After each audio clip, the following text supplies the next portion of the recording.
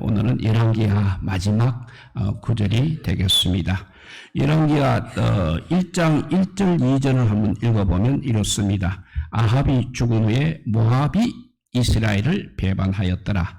아하시아가 사마리아에 있는 그의 다락 난간에서 떨어져 병들매 사자를 보내며 그들에게 이르되 가서 에고론의 신 바알세붐에게 이 병이 낫겠나 물어보라 하니라 했습니다. 아합이 죽으면서 열왕기 상이 끝나고 이제 열왕기 하가 시작이 됩니다. 그런데 열왕기 하에 아하시아라는 왕이 들어서니까 당장 또 모압이라는 나라가 배반을 하고 또 그 역시 난간에서 떨어져 병드는 역사가 일어납니다.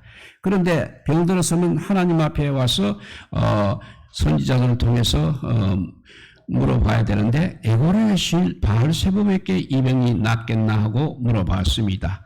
이렇게 북쪽 이스라엘의 역사는 계속해서 그런 사탄의 역사로 이어가고 있습니다만 오늘 읽은 마지막 절에 가서는 이제 여호야긴 왕이 그래도 풀려나는 그래서 은혜를 받는 장면이 나오고 있습니다. 변함없이 우리 하나님께서는 우리가 범죄할지라도 이렇게 징벌에 하지 않으시고 끝에는 우리를 정말 사랑하셔서 회개하면 살려주신다는 것을 우리가 배우게 됩니다.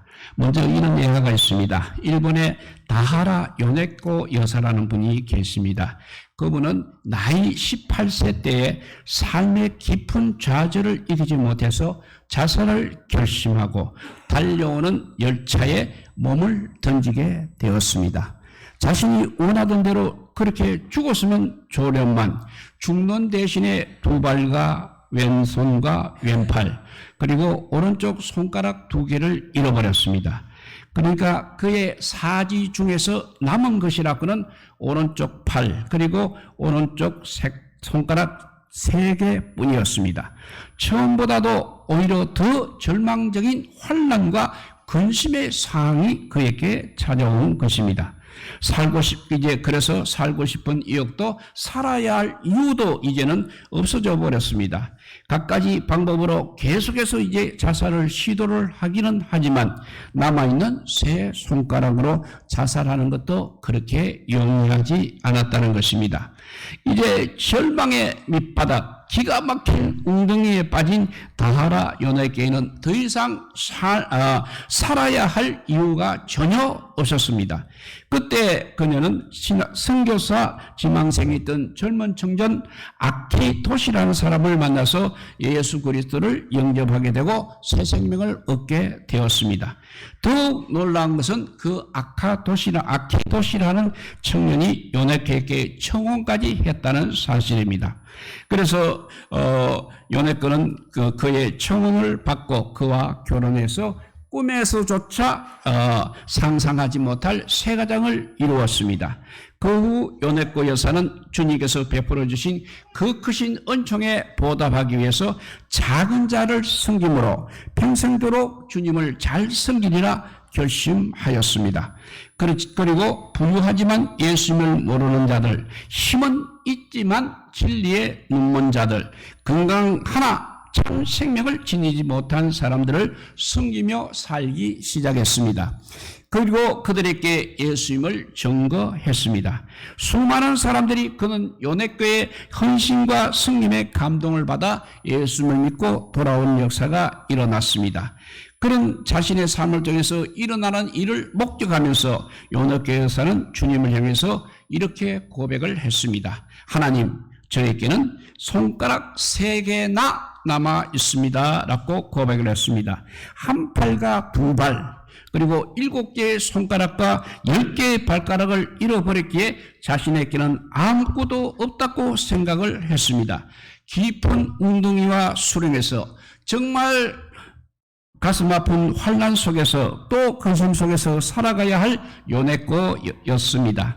그러나 그런 환난과 근심에서 벗어나 예수님을 만났을 때 요네코의 입에서는 자신에게는 무려 3개의 손가락이 남아 있다고 그렇게 고백을 한 것입니다. 무려 3개의 손가락으로 주님의 도구가 되었다는 것입니다. 그 세 손가락으로 죽어가는 영혼, 깊은 환난과 근심 속에 빠진 사람들을 구하는 하나님의 사람으로 거듭난 것입니다. 그래서 요나케 여사는 자신의 인생을 정리하는 수기의 책 제목을 이렇게 달았습니다. 산다는 것은 정말 황홀합니다. 산다는 것은 황홀합니다라는 수기의 책을 발행했습니다. 건강한 시체가 있을 때는 산다는 것이 정말 무의미했습니다. 오히려 모든 것을 다 잃고 황홀한 삶을 살았다는 것은 우리에게 많은 교훈을 주고 있는 것입니다. 환난과 근심과 고난도 우리 삶에 큰 영향을 주고 있지만 삶의 의미를 발견하게 되면 예수 그리스도를 붙잡게 되면 이렇게 삶이 전혀 달라질 수가 있다는 것을 우리가 깨닫게 됩니다. 지금 주머니에 돈이 있고 없고의 문제가 아니라는 것입니다. 희망이 있느냐, 살아야 할 이유가 있느냐에 달려 있는 것입니다. 아무리 대굴 같은 집에 살고 있어도 살기 싫은 사람이 너무나 우리 주변에 많기 때문입니다. 어떤 상황에 처하든지 희망만 있다면 우리는 살 수 있는 것입니다. 한번 해보자 마음만 먹게 되면 가능성은 열리게 되어 있는 것입니다. 시멘트에 틈이 있습니까? 철근에 틈이 있습니까? 나무에 틈이 있습니까? 틈이 있을 것입니다. 못이 들어간다는 말은 결국 틈이 있다는 뜻이 되는 것입니다. 여기서 아름다운 시 한 편을 읽어드리겠습니다. 박선희 시인의 아름다운 편지입니다. 많은 막대기에도 단단한 강철에도 나름대로 틈이 있어 다른 것들을 받아들이는데 하물며 아름다운 마음을 가진 사람인 우리들이야 어찌 서로 다른 존재들을 이해하지 못하고 그들의 완고함을 한치도 허용하지 않고 마음의 틈난 틈을 모두 막아버리는 어리석음을 범해야 하겠습니까? 주먹이나 온갖 것을 다 받아들이는 허공처럼 당신의 마음도 활짝 열어놓으시기를 바랍니다. 당신의 마음을 넓혀 온 우주를 다 들여다보고 살아가는 멋진 마음의 부자들이 다 되시기 바랍니다. 비교적 작은 마음의 틈에서 서로 부딪혀 상처받고 상처주고 할 따름입니다. 마음이 허공 같으면 어떤 상처도 어떤 아픔도 당하지 않을 것입니다. 상처를 입힐 수도 없는 것입니다. 허공의 사랑으로 허공의 포용력으로 나와 다른 존재라고 할지라도 기꺼이 받아들일 수 있어 가장 아름다운 마음의 틈인 사랑으로 장식할 수 있는 행복한 하루가 되십시오. 저 틈이 바로 희망입니다. 그리고 결코 절대 반드시란 말은 가능하면 사용하지 말아야 하고 합니다. 틈이 그러면 틈이 없습니다. 언제든지 가능성을 열어놓고 말을 해야 합니다. 사람들을 만나고 대화해야 합니다. 안 되는 것이 어디 있어? 이 말이 바로 희망의 말인 것입니다. 그럴 수도 있어 하는 말이 바로 우리가 암에 안 걸리게 하는 말입니다. 희망은 우리 하나님께서 매우 좋아하시는 말씀입니다. 하나님께는 끝이 없는 것입니다. 우리가 하나님을 붙들게 되면 하나님께서는 언제든지 우리에게 기회를 주시는 것입니다. 오늘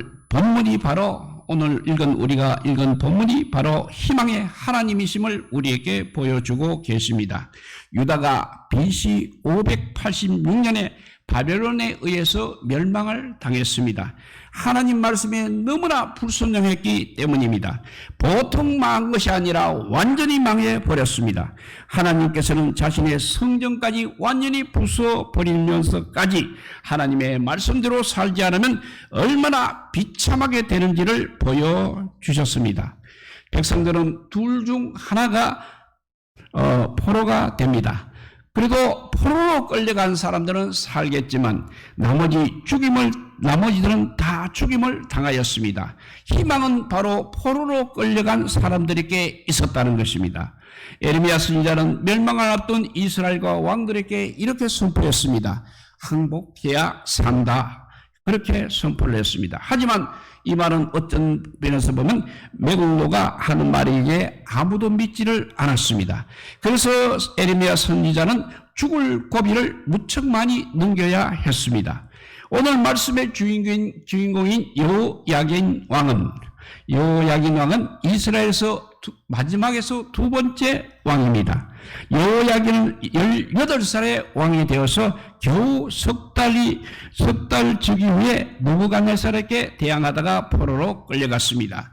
그 뒤를 이은 시드기야 왕은 11년간 왕위에 있다가 바벨론에게 결국 함락을 당했습니다. 시드기야는 그냥 포로로 끌려간 것이 아니고 두 눈이 뽑혔습니다. 그 아들들은 자기 눈앞에서 죽임을 당했습니다. 그럼에도 불구하고 오늘 본문은 극적인 반전을 보여주고 있습니다. 느부갓네살이 죽은 후 왕위를 계승한 에윌 무르닥 왕이 유다 왕 여호야긴을 이제 감옥에서 풀어주고 융숭한 대우를 한 기록입니다. 여호야긴의 포로 생활을 간략하게 묘사하고 있는 것은 바로 유다의 미래에 어떤 소망이 밝아옴을 암시하기 위한 것이었습니다. 그리고 실제로 이때부터 70년 후에 포로 생활에서 본국으로 돌아오리라고 했던 에레미야 선지자의 예언이 성취되기 시작했다고 해도 과언이 아닐 것입니다. 이와 같이 다윗 왕조의 마지막 왕인 여호야긴이 포로지에서 그래도 평안하게 지낼 수 있었던 것은 여호와께서 언젠가는 자기 백성들을 자기 고토로 돌아오게 하실 것을 보여주는 소망의 정표와 같은 의미를 부여해 주고 있는 것입니다. 그러나 여기에서 우리가 또 간과해서는 안 될 것이 있습니다. 비록 여호야긴 왕이 바벨론 왕 에윌 무르닥의 호위로 편히 먹고 살 수 있었다고 하더라도 그는 왕의 신무로 그런 호의를 받는 것이 아니라 적국에 잡혀간 포로의 신세라는 사실입니다. 바벨론 왕이 진정으로 여호야긴을 생각했더라면 그를 예루살렘으로 그의 백성과 함께 돌려보냈어야 하는 것입니다. 그렇게 했다면 그는 마음속에 사무치는 회한을 품고 고향을 향한 그리운 마음은 품지는 않았을 것입니다. 이것은 바로 이스라엘을 향한 하나님의 뜻이 있었습니다. 하나님께서는 포로 생활 70년 중 절반은 이제 자유를 주셨습니다. 포로가 아닌 왕족의 대우를 받게 해 주었습니다. 하지만 돌아갈 수 없다. 왜냐하면 고향을 향한 예루살렘 성전을 향한 그리움을 주시기 위해서 그렇게 하신 것입니다. 고난으로 끝나서는 안 됩니다. 하나님의 놀라운 계획과 섭리가 숨어있기 때문입니다. 희망을 품고 항상 하나님을 바라보는 훈련의 과정이 필요하다는 것입니다. 또 하나의 예합니다. 아프리카 맨 남단에 우리가 잘 아는 희망봉이라는 곳이 있습니다. 이곳은 대서양과 인도양이 만나는 곳입니다. 그렇기 때문에 언제나 파도가 심해서 배가 많이 침몰하는 곳입니다. 그런데 이곳 이름을 그래도 희망봉이라고 하는 이유는 이곳만 통과하게 되면 파도가 잠잠해서 다시 안전한 항해를 할 수 있다는 뜻이 담긴 이름입니다. 아무리 이 세상의 혼란과 어려움의 파도가 강하고 크다 할지라도 우리 하나님의 말씀을 능히 이길 수는 없는 것입니다. 이스라엘 백성들이 출애굽을 할 때 하나님의 말씀으로 바다를 갈라서 건너가게 하셨습니다. 우리는 절대로 지금 이 혼란스러운 세상에서 신앙의 엔진을 꺼버리면 안 된다는 것입니다. 여기서 신앙의 엔진을 끈다는 것은 하나님 말씀에 대한 열정을 잃어버리고 세상을 따라가는 것을 말하고 있는 것입니다. 우리가 바른 신앙을 가지고 끝까지 꺼지지 않는 열정으로 나아갈 때 이 세상의 어떤 시험도 이길 것입니다. 그리고 마침내 영광의 날에 들어갈 수 있는 것입니다. 신앙의 엔진 스위치를 절대 꺼버리면 안 된다는 것입니다. 그 희망을 우리가 잃지 않아야 하겠습니다.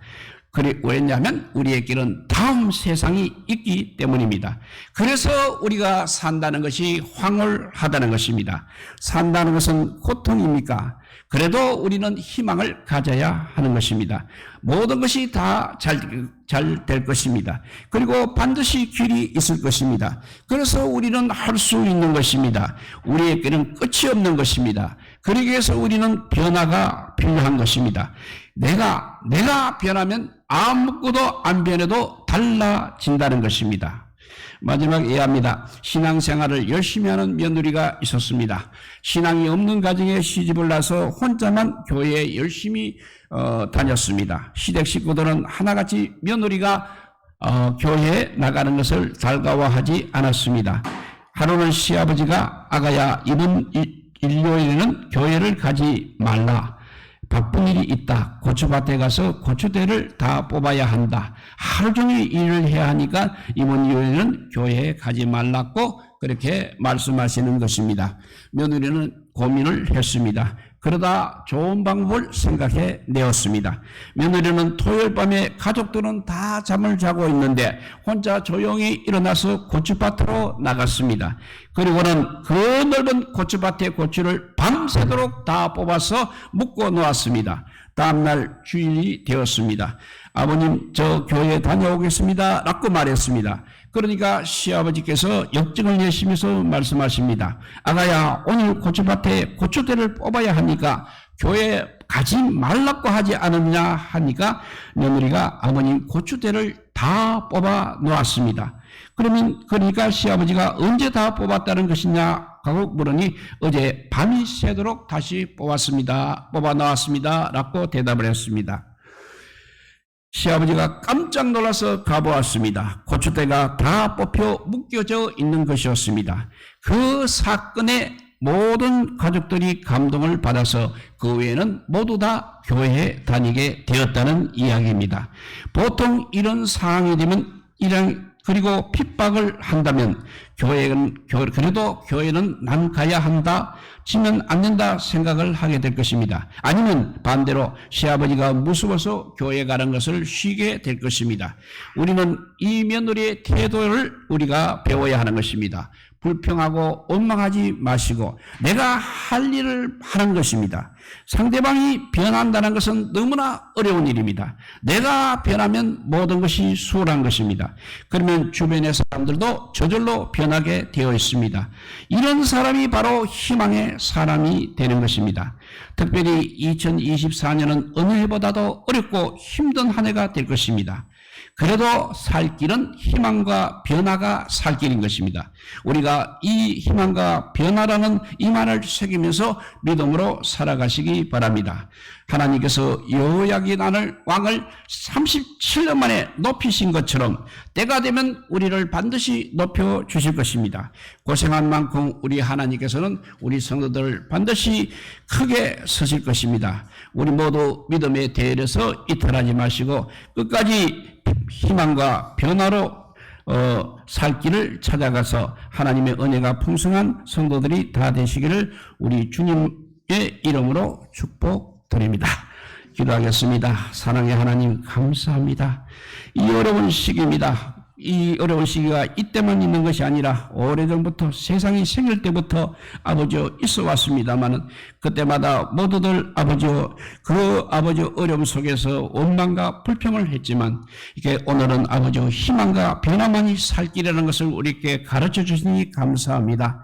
이제는 아버지여 절대 원망 불평하지 않고 하나님의 은혜로 하나님께서 주신 지혜로 하나님의 말씀의 능력으로 세상을 이기는 자 되게 하여 주시고 정말 앞으로 많은 죽어가는 사람들 아버지여 특별히 믿음을 아버지여 잃어가는 사람들을 붙잡아서 다시 일으킬 수 있는 우리 모두가 되게 하여 주시기를 간절히 빌고 원하오며 이 모든 말씀 아무 공도 없으나 우리 구주 예수 그리스도 이름으로 기도드리옵나이다. 아멘.